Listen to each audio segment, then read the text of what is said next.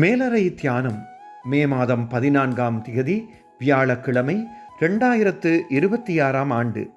எழுதியிருப்பவர் எவலூடிஸ் எல்ட்ரொண்டோ Lopez, Virginia, USA. தலைப்பு கடவுளை நோக்கி திரும்புதல்.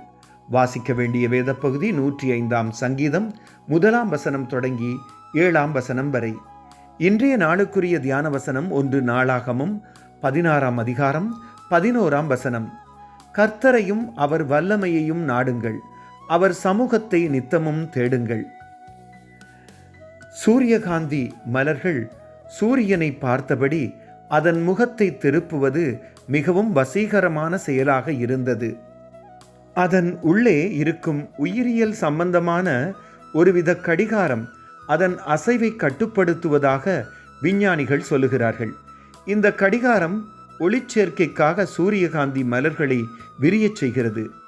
இந்த உண்மையை நான் சிந்தித்து ஜீவனுள்ள கடவுளின் முகத்தை நோக்கி என் முகத்தை திருப்பும் நேரத்தில் அவரின் ஒளியை பெற்றுக்கொள்வதுடன் இவ்வுலகின் சவால்களை எதிர்கொள்வதற்கு பலனையும் தைரியத்தையும் எனது ஆத்துமா பெற்றுக்கொள்கிறது என்பதை நான் உணர்கிறேன். அவரது முகத்தை பார்த்து அவருக்கு கொடுக்க வேண்டிய முதலிடத்தையும் கனத்தையும் கொடுக்கிறேன். கடவுள் எம்மிடமிருந்து தமது முகத்தை மறைப்பதில்லை. மாறாக வேத வாசிப்பு, வேத படிப்பு, ஜெபம், தியானம், ஆராதனை ஆகிய ஆவிக்குரிய ஒழுங்குகளை செய்யும்படி எம்மை அழைக்கிறார். எமது தேவைகளை கடவுள் அறிந்திருக்கிறார். தேவையான போது தவறாமல் அவற்றை தருகிறார். கடவுளை நோக்கி திரும்பும்போது அவருடன் நெருக்கமாகி அவர் விரும்பும் உறவை அனுபவிக்கிறோம். நாம் கடவுளின் முகத்தை தேடும் நேரத்தில் போதுமான அளவு எம்மை ஆசீர்வதிக்கிறார். ஜெபம்.